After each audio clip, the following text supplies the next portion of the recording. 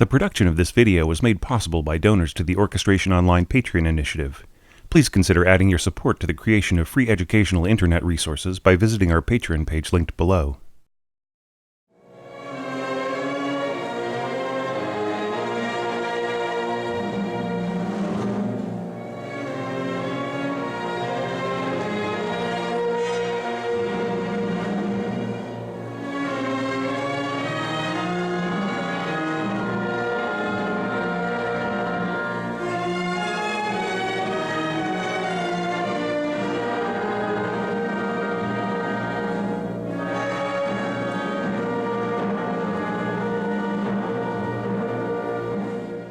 Hey there, this is your orchestration tutor Thomas Goss, bringing you the second half of our study of Lili Boulanger's prize-winning work, Pour les funerailles d'un soldat. In last month's lesson, I mentioned how quickly Lili rose to the level of Prix de Rome competitor at the Paris Conservatoire within her first year of official study. What we have to understand here is that, in a sense, most of her childhood was spent auditing classes there. She was an unofficial student for 15 years, tagging along with her older sister Nadia to classes, sitting unobtrusively in a corner, listening to lectures while earnestly doing as much of the classwork that she could on her own. Despite Lili being a child prodigy, speaking several languages and playing keyboard instruments at a near virtuoso level, her health prevented her from the rigors required of child stardom. From age 16, her training gained a near-official status, becoming the private student of conservatoire instructors Paul Vidal and Georges Caussade.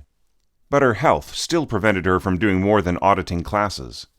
So she avoided the final step of registering until she felt ready to compete in 1912. Despite such a late registration, though, her teachers would have seen this final step as the culmination of a decade and a half of dedicated study. By age 18, she was really only about a year away from completing a degree. Incidentally, this all occurred under the watchful eye of conservatoire director and family friend Gabriel Fauré, who also paved the way for Nadia to become an official instructor at a very early age.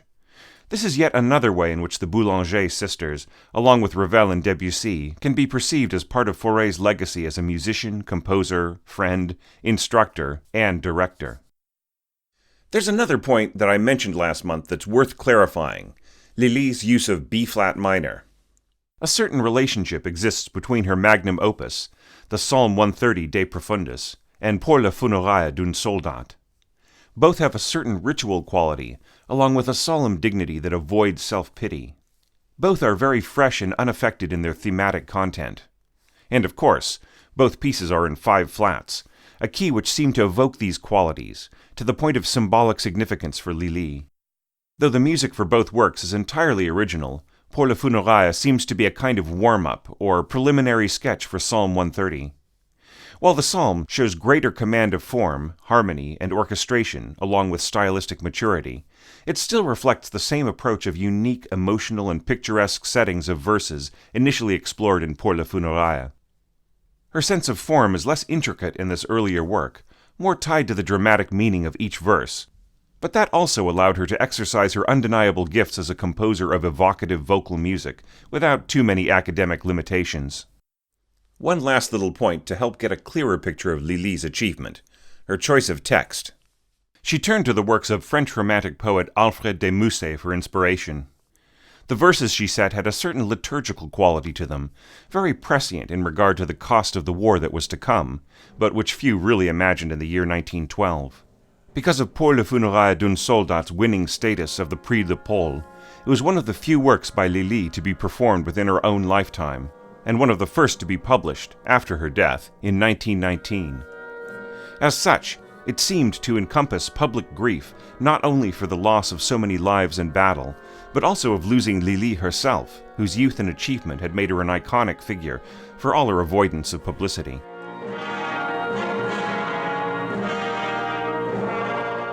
Now, back to score analysis. Let's pick up our study from where we left off at Figure 7. Lili has set the first stanza of her text, and now she decides to set up the coming vocal solo with an instrumental passage. Here we can see, very strongly, the influence of late 19th century opera composers such as Massenet, who was also to influence her work on the Prix de Rome winning piece Faust et Hélène. There's also a touch of Dukas, which we saw in our study of D'un matin de printemps. Here the upper wind triplets pulse out the harmony, starting with a B-flat minor chord. But this and its framing by middle and lower winds is just for color and energy. The real action here is coming from the very emphatic lower strings, marked up a notch to forte from the wind's mezzo forte. It's great how the horns push gently at the same sustained notes, first a concert D and then a concert C sharp, giving extra teeth to the cellos and basses. The balance is so nicely worked out that the gestures from upper strings leap out from the texture quite easily. As the passage progresses, the lower strings are doubled by second bassoon and sarrusophone, which then take over the final pedal B-flat, with the help of first bassoon, fourth horn, tuba, and building strokes then rolls from timpani. Meanwhile, the very useful cornets insinuate themselves into the triplet rhythm alongside first bassoon, eventually joined by second trumpet. All of this is merely framing the melody starting from first oboe, dovetailing into cantabile first violins, which pick up more and more support, adding second violins, then violas, along with harmonization from the rest of the winds and brass. The power of the first trumpet as it ascends to its high B-flat is overwhelming. I'll pause this page of score now so you can listen to those elements yourself, along to the linked recording courtesy of Naxos. Pause this video, go to the time reference indicated in the icon, and score read with the music.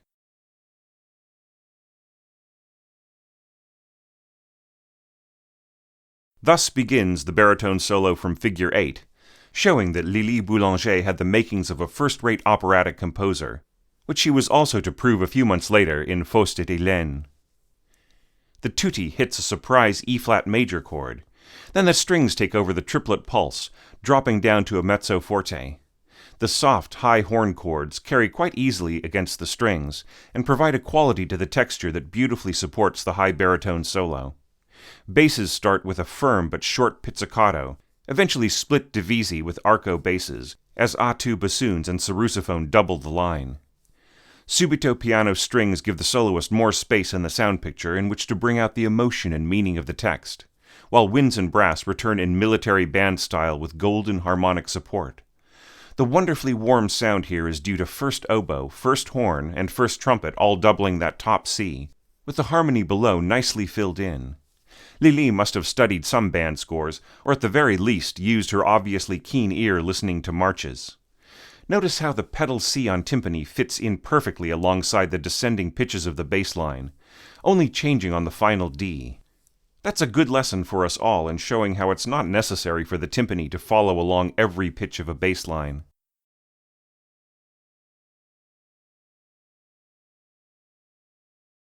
At Figure 9, notice the well-crafted dynamic contours.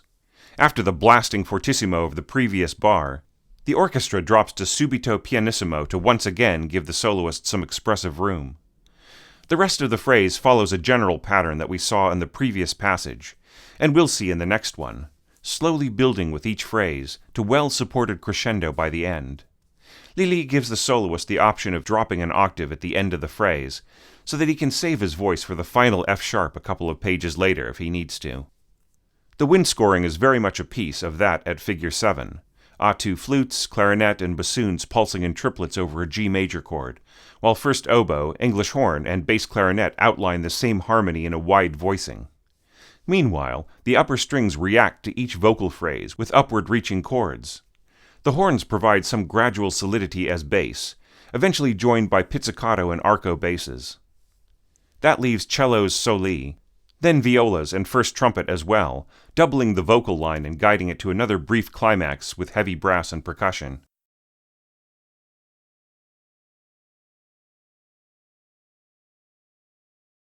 By Figure 10, certain orchestration approaches will have become very familiar to the score reader. The tripleted strings, the band-like winds holding down harmony in semi-brevs, splitting to triplets in upper winds with lower winds and horns still in semi-brevs.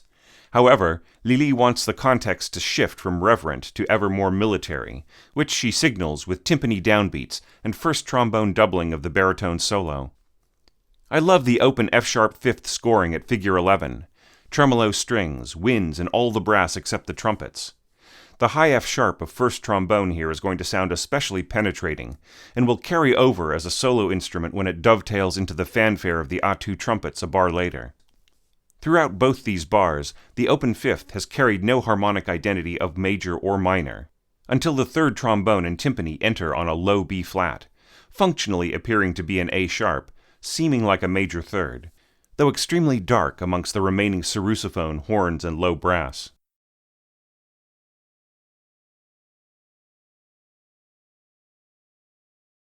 For the somber coda, Lili returns to fragments of the first stanza of the poem. The melodic arc is almost entirely stripped from the vocal lines, leaving the sense of chanted prayer.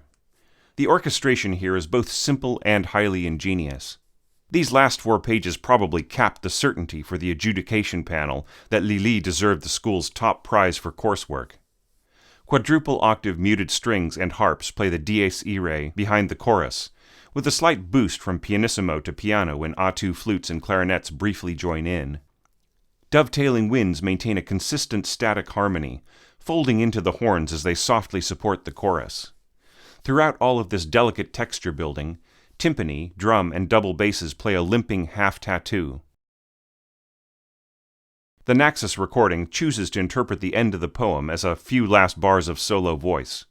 I find this to be enormously effective and apropos, and I can't imagine the composer objecting. At figure 12, the winds and wordless chorus return with a restatement of the opening theme. This reminds me, to a degree, of the superb care with which Lili also ended the Psalm 130, as if the ending were clear in her mind from the very beginning, and she was merely closing the circle very elegantly.